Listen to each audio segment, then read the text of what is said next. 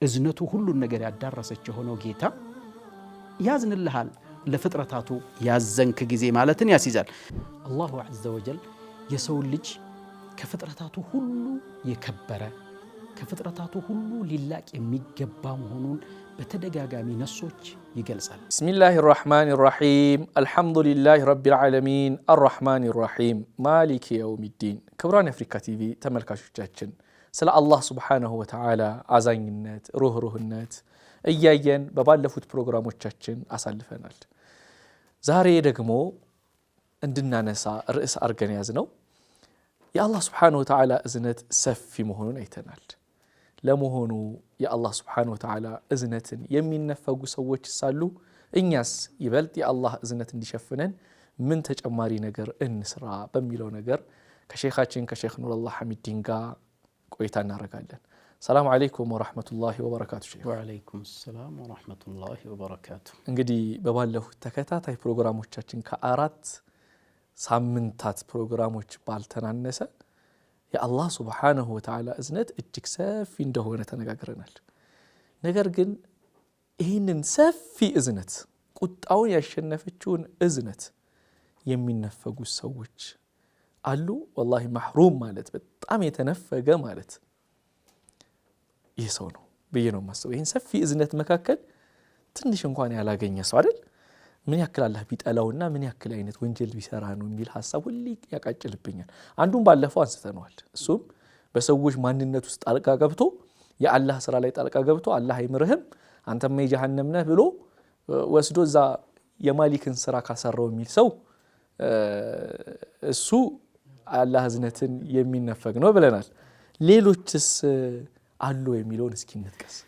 አልሐምዱሊላሂ ረቢል ዓለሚን ወሰለላሁ ወሰለም ዐላ ሰይዲና ሙሐመድ ወዐላ አሊሂ ወሰሕቢሂ አጅመዒን። እንግዲህ ስንመለከት እንደቆየነው የአላህ ረሕመት ሰፊ ሁሉን አዳራሽ ቁጣውን ቀዳሚ መሆኗን ተመልክተናል። ይህን ሰፊ ረሕመት ግን በስራ ክፋት ምክንያት የሚያጡ ባሮች እንዳሉ ደግሞ የተረጋገጠ ነገር ነው። መዓ ሰዓቲ ረሕመቲላሂ ዐዘ ወጀል ከሰዎች ይህንን እዝነት የሚያጡ አሉ። ከነዚያ ውስጥ የመጀመሪያዎቹ አላህ ይጠብቀን የመጀመሪያዎቹና ግንባር ቀደም ለራሳቸው እዝነት የሌላቸው ሰዎች፣ ለፍጥረታት የማያዝኑ ሰዎች የአላህን እዝነት አያገኙም። የአላህን እዝነት ልታገኝ ዘንድ ይህን የአላህ ሲፈት አንተም በፍጡርነት ባህሪህ አንተም ልትላበሰው ይገባል። ፍጥረታቶችን ልታዝንላቸው ይገባል። ፍጥረታቶች ሲባሉ ቢማ ፊህ ሰው ሌላውም ነገር ሁሉ ማለት እንስሳም ይገባል። አሁን ባለፈው ሐለቃችን ስንመለከት እንደነበር ነው አንድ ነብይ ጉንዳንን በማቃጠሉ ምክንያት አላሁ ሱብሓነሁ ወተዓላ ኡመትን አጠፋ ወይ ብሎ አላህ ወቅሶታል። ሐታ እጽዋትም እዚያ ውስጥ ያለ ሐጃ ያለንትን መቁረጥ አይገባም፣ ማጥፋት አይገባም። ምክንያቱም አላሁ ዐዘ ወጀል ወኢን ሚን ሸይኢን ኢላ ዩሰቢሑ ቢሐምዲሂ ወላኪን ላ ተፍቀሁነ አንተ ተስቢሕ ማቋረጥ ማለት እኮ ያለ ገረድ አንድን ርጥብ ነገር ማጥፋት ማለት ነው።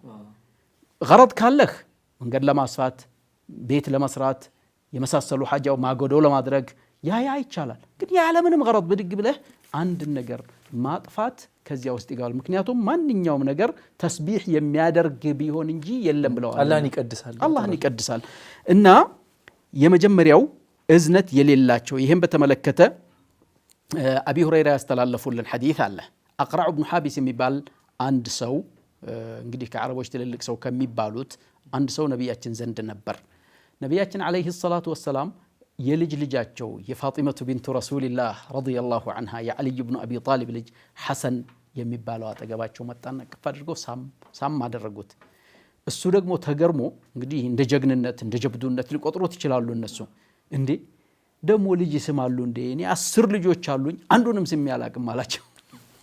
የምን ማጨማለቅ ነው አለ። ምንድነው ማ ቀበልቱ منهم احدا ያላህ መልእክተኛ መልከት ነው ያሉት። መልከት አሉት አዩትና መላ يرحم لا يرحم አሉት። የማያዝን አይታዘንለትም።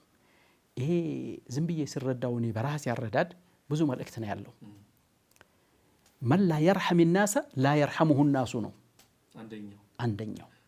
አንተ ልጅህን በዝነት በእንክብካቤ ካላሳደግከው وتلك الأيام نداولها بين الناس እሱ ያንተን እርዳታ የሚያስፈልግበትን እድሜ ያልፍና ለራሱ ራሱን የበቃ የሆነለታ አንተ ደግሞ የሱን እርዳታ የሚያስፈልግብህ ጊዜ አለ አንተ የዛለታ የሱን እርዳታ የሱን እዝነት በሚያስፈልግ አው አንተ ሽማግሌ ወደዚህ ሄድልኝ ሊል ይችላል አለ ደግሞ ይሄ በልጅነት ግን ጥሩ እንክብካቤ አድርገህ ያባትነት ርህራህ ያሳየተህ ያሳደከው ልጅ ችሎ አይጥልህም من لا يرحم لا يرحم ثم في نفس الوقت أن الراحم الذي عمت رحمته كل شيء إذا أنت راحم أنت إذنته كل النجار يدرسك هنا جيتا يازن اللهال لفطرتاتو يازنك جزي مالتن يا سيزال الله سبحانه وتعالى لفطرتاتو يما يازن يهونو تنسوش لمن يازن الله جوال وقد قال النبي صلى الله عليه وسلم لا يرحم الله من لا يرحم الناس ለሰዎች የማያዝኑትን ሰዎች አላህ አያዝንላቸውም ቡኻሪ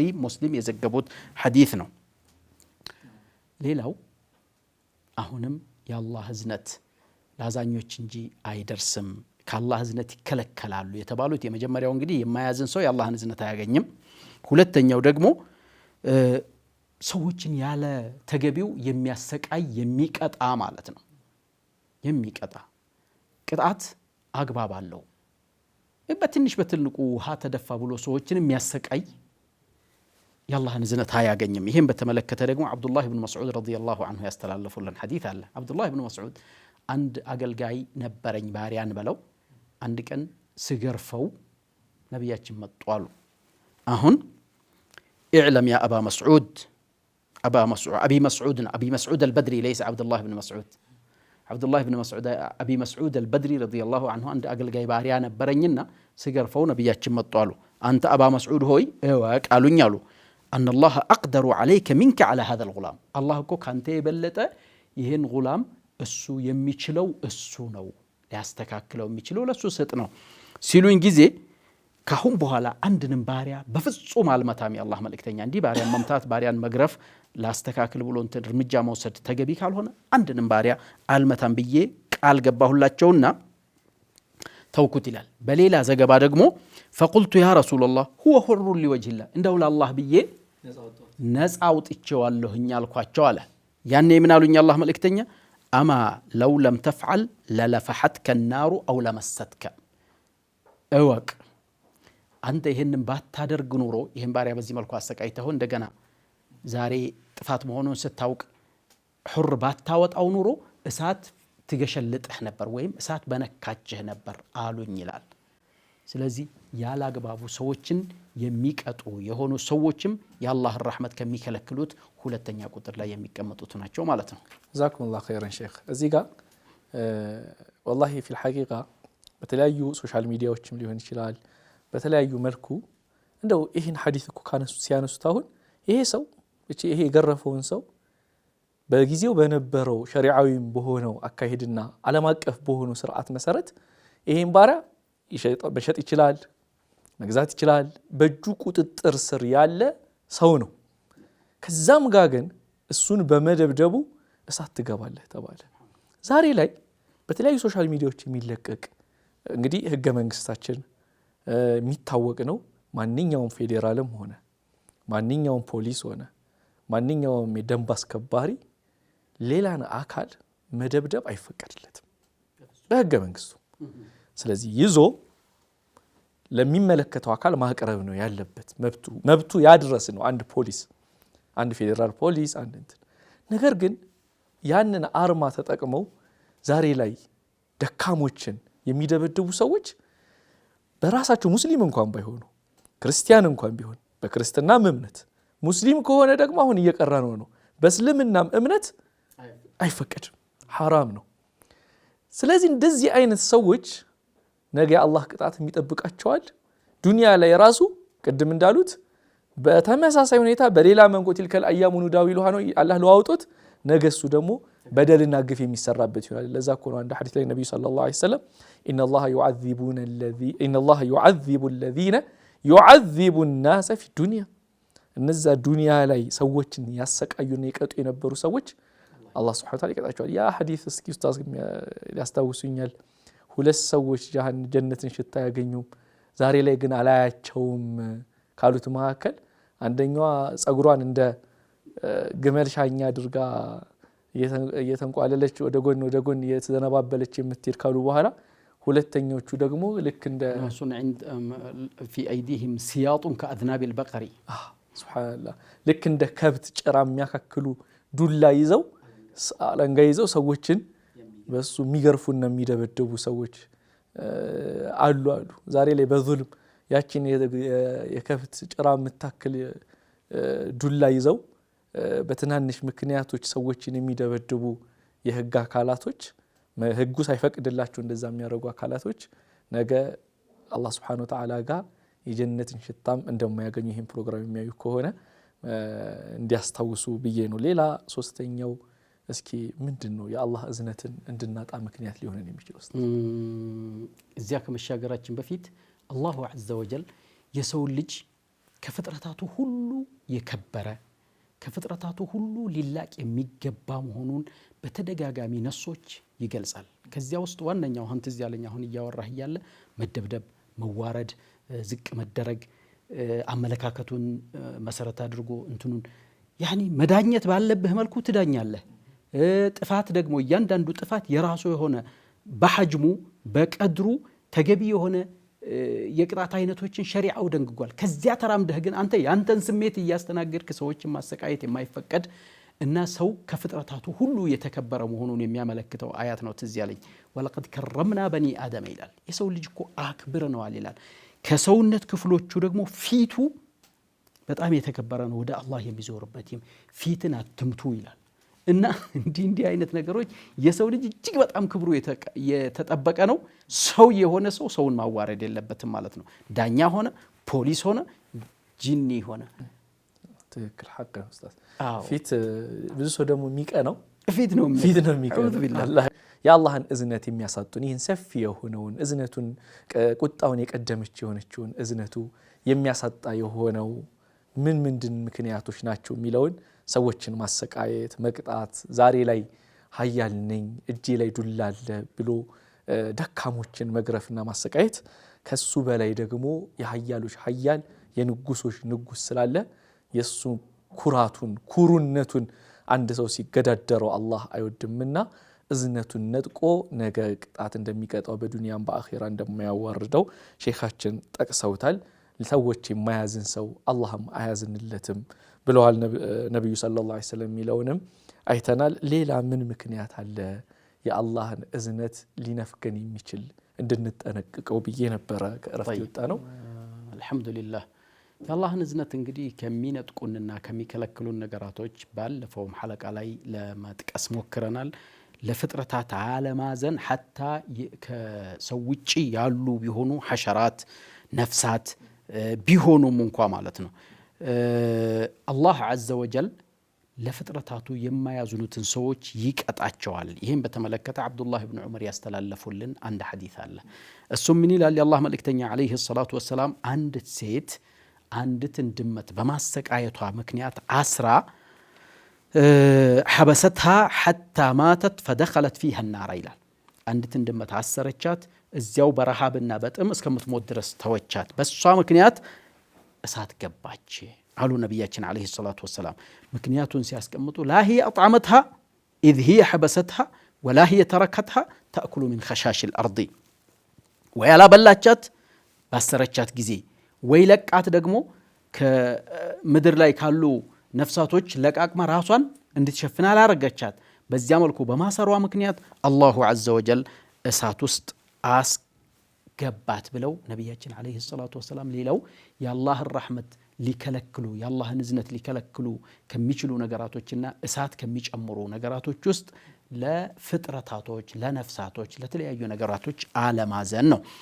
ሌላው إذا قتلتم فأحسنوا القتل وإذا ذبحتم فأحسنوا الذبح ያሉትን ቅድም ተናገር ባለፈው ሐለቃ ላይ ተመልክተናል። ሐታ እርድ ላይ ማለት ነው የተፈቀደልንን የምንጠቀመውን እንስሳ ተንከባክበን ያኖርነውን በዚያ መልኩ ሐታ ስንጠቀማቸው ራሱ በአግባቡ መጠቀም፣ ከሚገባው በላይ አለመጫን፣ ከሚገባው በላይ አለማንገላታት፣ ምግቡን ደግሞ በደንብ ማሟላት፣ ይሄ ሁሉ የአላህ ካላደረገው የአላህን እዝነት ከሚከለክሉ ነገራቶች ነው።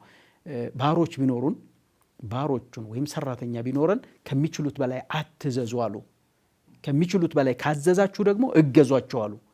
ያንን ካላደረግን የአላህ ረሕመት ከሚከለክሉንና የአላህ ረሕመት ከሚያጡት ነው የሚሆነው ማለት ነው። እዚህ ጋር ሼክ ለማከል ያክል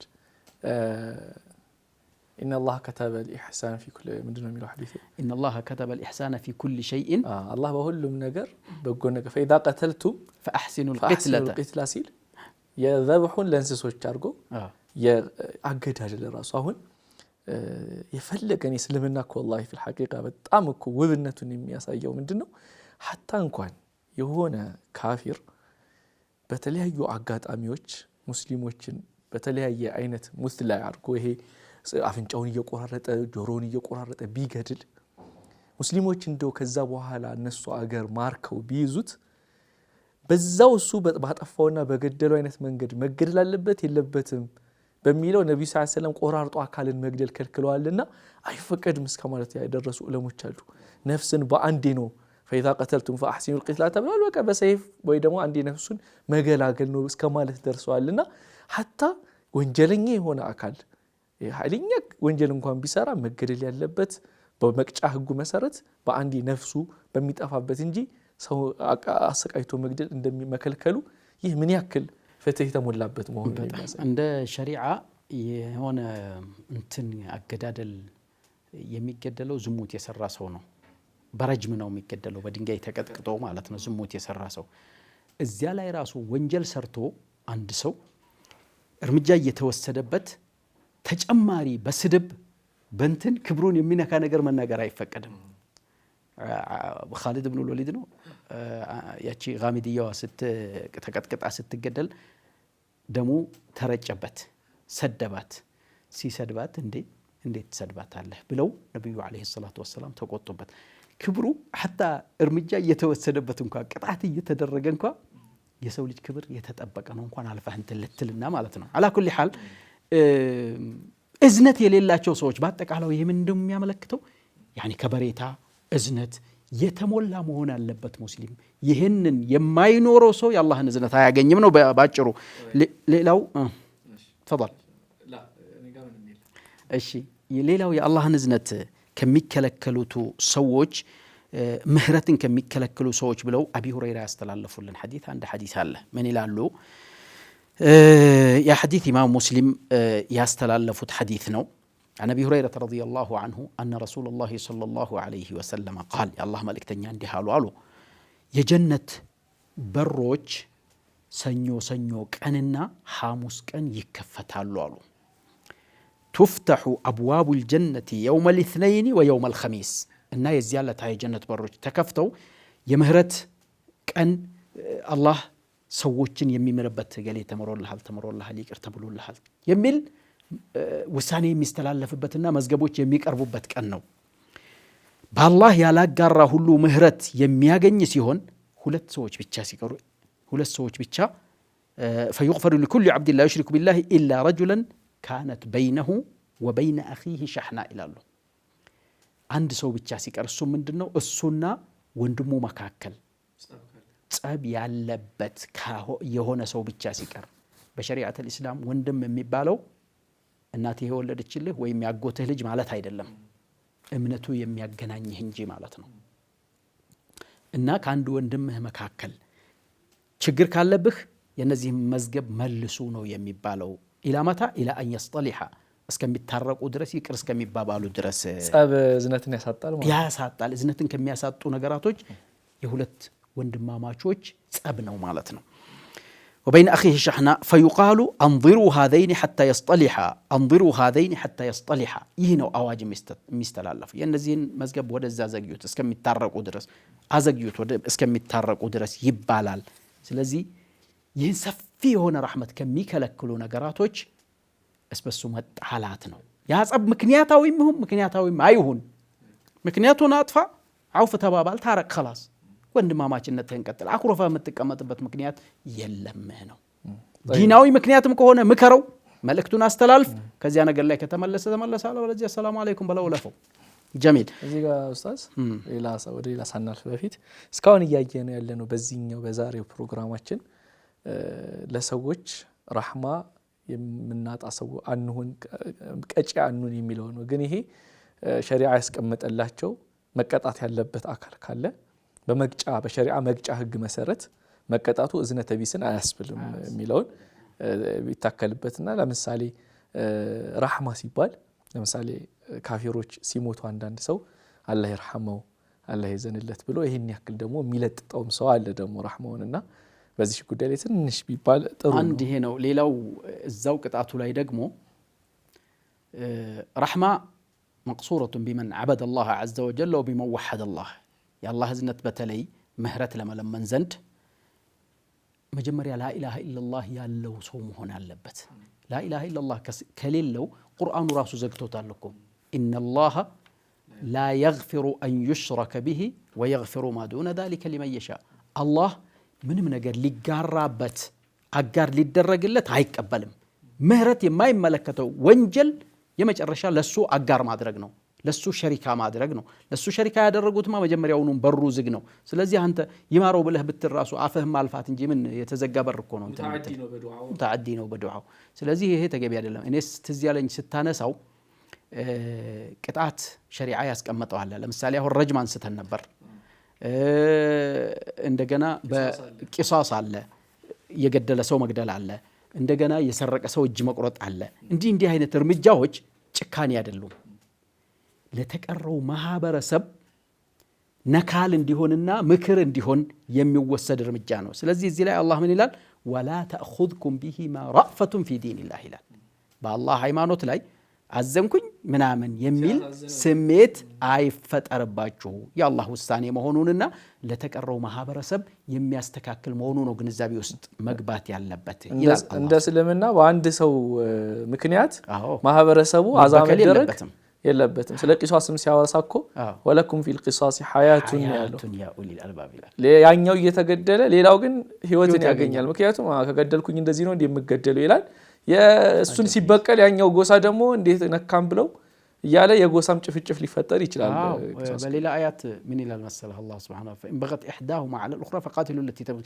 ምንድነው እንትን ያለ ላ ይሄን አይደለም ትዝ ያለኝ ኢፍሳድ في الارض ለማድረግ ለምሳሌ መንገድ የቆረጡ ሽፍታ የሆኑ አዩቀተሉ አው ይصلቡ አው تقطع ايديهم وارجلهم من خلاف ይላል አሁን በየአካባቢው አው ينفوا من الارض በየአካባቢው ተሰራጭተው ሀገርን እየበጠበጡ ያሉ ሰላምን እየነሱ ያሉ አንድ ሀገር እንዳትሆን እያደረጉ ያሉ አላማቸው ግልጽ ያልሆነ እንደ ኢስላም ቢሆን ኖሮ እነዚህ ሰዎች ተይዘው ተቀጥቅጠው ከፊሉ ተሰቅሎ ከፊሉ በዚያው ይሁን ሀገርን ለማሳረፍ የሚደረግ ነው እንዲህ አይነት እርምጃ ሲወሰድ እዝነት ብላችሁ እንትን እንዳትሉ ይሄ ራሱ እርምጃው መውሰዱ ነው እዝነቱ ይላል ሸሪዓት الاسلام ሁሉን ነገር ሚዛኑን የጠበቀ ነው አካሄዱ እና ይህ ነው የአላህን እዝነት ከማያገኙ አይነቶች ደግሞ አንዳንዴ ሁዳን ቀጥታን ማጥፋት ማለት ነው ከابن عباس يتزجب حديث رضي الله عنه قال لما حضر رسول الله صلى الله عليه وسلم في البيت رجال فيهم عمر بن الخطاب يا الله ملكتنيا ليموتوا سيلو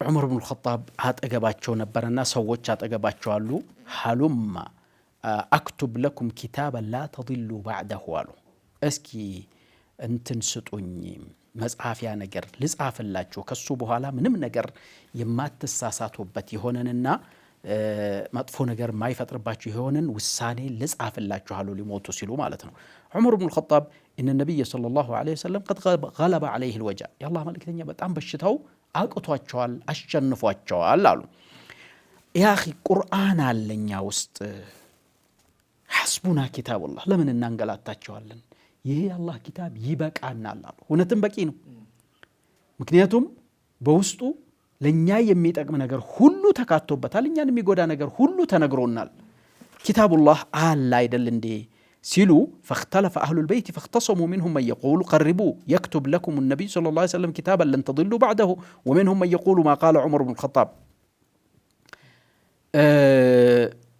የተወሰኑ ሰዎች አረ ወረቀቱን ስጧቸው ይጻፉልን መተዳደሪያ ይሆናል የሚሉ አሉ ከፊሉ ደግሞ እንደዚህ ደክሟቸው ራሳቸው ያቃታቸው እንደገና እነሳቸውን እናለፈው ቁርአን አለ አይደል ይበቃናል የሚል አለ እና የአላህ መልእክተኛ ዘንድ ኺላፍ በዛ ጫጫታ በዛ فلما اكثروا اللغو والاختلاف عند النبي صلى الله عليه وسلم قال رسول الله صلى الله عليه وسلم قوموا عني ተነሱልኝ ወጡ ተነሱልኝ ውጡልኝ አሉ አለይሂ ሰላቱ ወሰላም።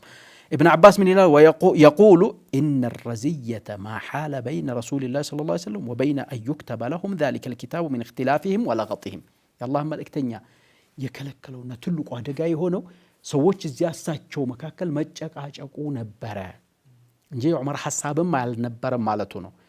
ኺላፉ ረሕመትን ከሚከለክሉ ነገሮች ነው። የአላህ መልእክተኛ ደብዳቤው መጻፉ ሐሳባቸውን ማስቀመጣቸው ካነ ረሕመተን ሊልሙእሚኒን ላኪን መን ለዚ መናዕና ሀዘ ረሕመ ይችን ረሕመት የከለከለን ማን ነው ማለት ነው? ያለቀጣችን መጨቃጨቃችን፣ ጭቅጭቅ የአላህን ረሕመት እንዳይኖር ያደርጋል። እክትላፍ የአላህ ረሕመት እንዳይኖር ያደርጋል። ፉርቃ የአላህ ረሕመት ከሚከለክሉ ነገራቶች ነው ማለት ነው። አላህ ኸይር ኡስታዝ። ያው በመካከል በሙስሊሞች መካከል ልዩነት መፍጠር ብዙ ጉዳቶች አሉት። ለይለቱል ቀድርንም ቀኑን እንዳናቅ ከዳረጉን ምክንያቶች መካከል አንዱ ነው። ስለዚህ ሙስሊሞች እርስ በርሳችን ልዩነትን እናጥበብ። ዩኑስ እና ኢማሙ ሻፊዒ አንድ ጊዜ ተጣልተው ኢማሙ ሻፊዒ ዩኑስ በጣም ተበሳጭቶ ወደ ቤት ሄዱና ኢማሙ ሻፊዒ ምን አሏቸው? ለዩኑስ 100 ጉዳይ እያስማመን አንድ ጉዳይ አጣላም ብለህ ይሄን ያክል ታኮርፋለህ እንዲህ አሏቸውና በእኛም በሙስሊሞች መካከል ያለው አብዛኛው ልዩነት አብሶ በኢትዮጵያ ደረጃ ያለ ነው። አብዛኞቻችን በቅቢላ ጉዳይ በምናምን ሳይሆን ምንም እንኳን ትልልቅ ጉዳዮችን በእርግጥ ቢኖሩም ነገር ግን አብዛኞቻችን መካከል አብሶ ሱና ላይ ነኝ የሚሉ ሰዎች በተለይ ደግሞ የሚጣሉበት ምክንያት ወይ በግለሰብ ነው ወይ በትንሽ ጉዳይ ነውና ስም ዝም ብሎ ተለጣጥፎ የሱናውን ኃይል የመቀነስ የማውረድ የማዳከም ነገር የሚታይበት ነገር አለ። ስለዚህ ልዩነት አይበጀንም ለማለት ነው። ረሕማን ልዩነት የአላህን ረሕመት ይከለክለናል። አላ ፈልነብተዒድ አን ልፍትራቅ አላ ፈልነብተዒድ አን ሽቃቅ ከልዩነት ከጭቅጭቅ እንራቅ። ዲኑ ዋዲሕ ነው። ተረክቱኩም ዐላ ልመሐጀት ልበይዳኢ ለይሉሃ ከነሃሪሃ ብለዋል። ግልጽ የሆነ መንገድ ላይ ትቻችኋለሁኝ ሌሊቱ እንደ ቀኑ የበራ ብለዋል። ፈሊዛሊክ ግልጽ በሆነ ነገር ምን ያጨቃጭቀናል? ቢላሂ ተውፊቅ። ጀዛኩሙላሁ ኸይረን ኡስታዝ። ክቡራን የአፍሪካ ቲቪ ተመልካቾቻችን የዛሬ ፕሮግራማችን እዚህ ጋር ይጠናቀቃል። በቀጣይ በሌላ ፕሮግራም እስከምንገናኝ ድረስ ወሰላሙ አለይኩም ወራህመቱላሂ ወበረካቱ።